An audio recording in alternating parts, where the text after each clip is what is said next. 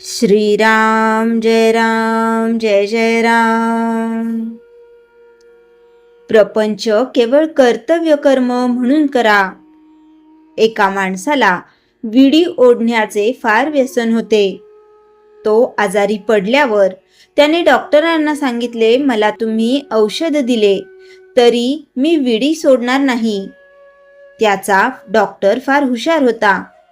त्याने त्याला एक गोळी देऊन विडी ओढण्यापूर्वी ती तोंडात धरीत जा म्हणून सांगितले.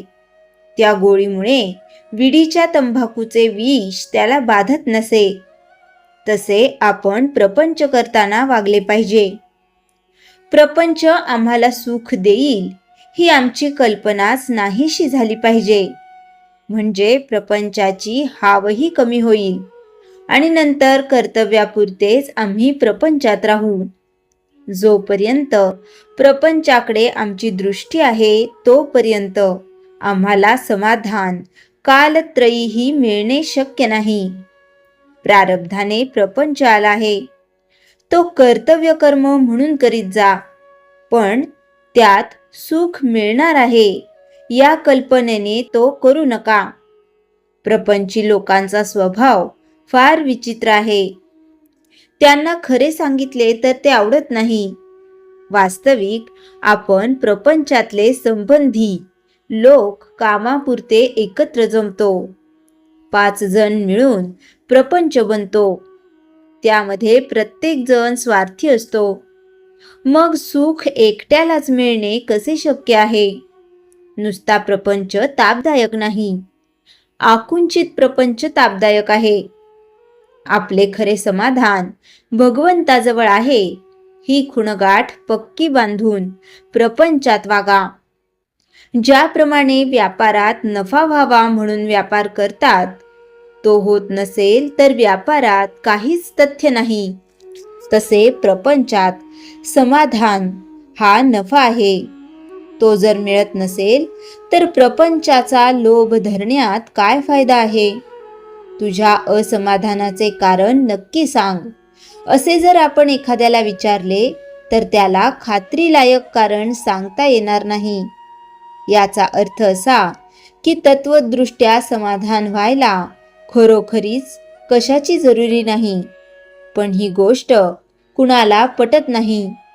आहे त्या अवस्थेमध्ये आपले समाधान टिकत नाही आणि पाहिजे ती वस्तू मिळाली तरी आपण पूर्ण सुखी होत नाही. कैदेतल्या माणसाला मी सुखी आहे असे वाटणे कधी शक्य आहे का? तशी प्रपंची माणसाची अवस्था आहे. खरोखर प्रपंचात समाधान आनंद मिळत नाही हे अगदी सर्वांना कळते. परंतु शहरातले लोक केवळ अभिमानामुळे आणि खेड्यातले लोक केवळ अज्ञानामुळे जसे वागायला पाहिजे तसे वागत नाहीत. या प्रपंचात राहून सुद्धा भगवंताचे प्रेम आणि समाधान आम्हाला कसे मिळवता येईल याचा आपण आधी विचार करायला पाहिजे. नामाच्या सहवासात राहिल्याने देहावरचे प्रेम आपोआप नष्ट होईल आणि मग देहाने मांडलेल्या प्रपंचावरचेही प्रेम कमी होईल आणि पुढे त्याला सर्वत्र परमेश्वरच दिसेल. श्रीराम जय राम जय जय राम. चैतन्यवाणी. प्रपंच सुखाचा करणे याचेच नाव परमार्थ होय. श्रीराम जय राम जय जय राम. श्रीराम समर्थ. दासबोध. समास 7, दशक 5. या दशकात समर्थ साधकाला स्थिर बुद्धी आणि समत्व भाव यांचा अत्यंत महत्त्वाचा मार्ग दाखवतात. 1. स्थिर बुद्धी म्हणजे काय? स्थिर बुद्धी म्हणजे परिस्थिती बदलली तरी मन न ढळणे, सुखदुःखात सम राहणे, योग्य निर्णय घेण्याची क्षमता. अनेकदा मनुष्य परिस्थितीनुसार बदलतो. सुख मिळाले तर आनंदात वाहून जातो, दुःख आले तर खचून जातो. पण समर्थ सांगतात ही अस्थिरता आहे, स्थिरता नाही. 2. समत्व भावाचे महत्व. समत्व भाव म्हणजे यश आणि अपयश समान मानणे, स्तुती आणि निंदा यात फरक न मानणे, लाभ आणि हानी यात संतुलन ठेवणे. ज्याच्या मनात समत्व भाव आहे तो बाह्य परिस्थितीवर अवलंबून राहत नाही. 3. एक उदाहरण. एका शेतकऱ्याचा घोडा पळून गेला. लोक म्हणाले तुझं नुकसान झालं. शेतकरी म्हणाला कदाचित. काही दिवसांनी तो घोडा परत आला आणि सोबत आणखी 2 घोडे घेऊन आला. लोक म्हणाले तुझं भाग्य उजळलं. शेतकरी म्हणाला कदाचित. नंतर त्याचा मुलगा त्या घोड्यावरून पडून जखमी झाला. लोक म्हणाले वाईट झालं. तो म्हणाला कदाचित. या गोष्टीतून काय समजते? जीवनातील प्रत्येक घटना तात्पुरती असते. त्यावर अतिप्रतिक्रिया देणे योग्य नाही. 4. मनाची स्थिरता कशी येते? मन स्थिर करण्यासाठी विवेक आवश्यक आहे, साधना आवश्यक आहे, संयम आवश्यक आहे. या गोष्टींमुळे मन हळूहळू शांत आणि स्थिर होते. 5. साधना आणि समत्व. नामस्मरण, ध्यान, सत्संग, आत्मचिंतन या गोष्टी मनाला संतुलित ठेवतात. समर्थ सांगतात साधना म्हणजे मनाला स्थिर ठेवण्याचा मार्ग आहे. 6. परिस्थितीवर नियंत्रण नाही, पण प्रक्रियेवर आहे. जीवनात सर्व गोष्टी आपल्या नियंत्रणात नसतात, पण आपण कसे प्रतिक्रिया देतो हे आपल्या हातात आहे. राग करायचा की शांत राहायचे, घाबरायचे की धैर्याने उभे राहायचे, हे आपण ठरवू शकतो. 7. संतांचा आदर्श. समर्थ रामदास स्वामी यांचे मन अत्यंत स्थिर होते. त्यांनी अनेक संकटांचा सामना केला, पण त्यांचे मन कधी ढळले नाही. 8. एक साधा दृष्टांत. समुद्रात लाटा सतत येतात, पण समुद्राची खोली शांत असते.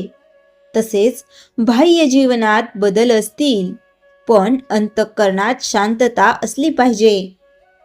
9. अंतिम सार. समास 7 दशक 5 आपल्याला सांगते मन स्थिर ठेवा, समत्व भाव ठेवा, परिस्थितीवर अतिप्रतिक्रिया देऊ नका, साधनेचा आधार घ्या. असे जीवन जगणारा मनुष्य सुखदुःखाच्या पलीकडे जाऊन खरी शांती अनुभवतो. श्रीराम समर्थ. दासबोध. समास 7 दशक 6. या दशकात समर्थ साधकाला मनःशुद्धी, अंतःकरण शुद्ध करणे या अत्यंत महत्त्वाच्या टप्प्याबद्दल मार्गदर्शन करतात. 1. मनःशुद्धी म्हणजे काय? मनःशुद्धी म्हणजे मनातील वाईट विचार दूर करणे, द्वेष, मत्सर, लोभ कमी करणे, मन निर्मळ आणि शांत करणे. समर्थ सांगतात मन शुद्ध असेल तरच आत्मज्ञानाचा मार्ग स्पष्ट दिसतो. 2. मन अशुद्ध का होते? मन अशुद्ध होण्याची कारणे. लोभ, क्रोध, राग, अहंकार या गोष्टींमुळे मन अस्थिर आणि शांत होते. एक उदाहरण. एक भांडे घ्या. जर त्या भांड्यात मळ असेल तर त्यात स्वच्छ पाणी टाकले तरी ते पाणी स्वच्छ दिसणार नाही. पण जर भांड स्वच्छ केले तर त्यातले पाणीही स्वच्छ दिसेल. तसेच मन शुद्ध असेल तर विचार आणि आचरणही शुद्ध होते. 4.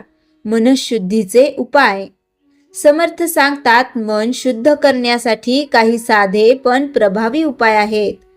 नामस्मरण, सत्संग, चांगले विचार, निस्वार्थ सेवा या गोष्टींमुळे मन हळूहळू स्वच्छ होते.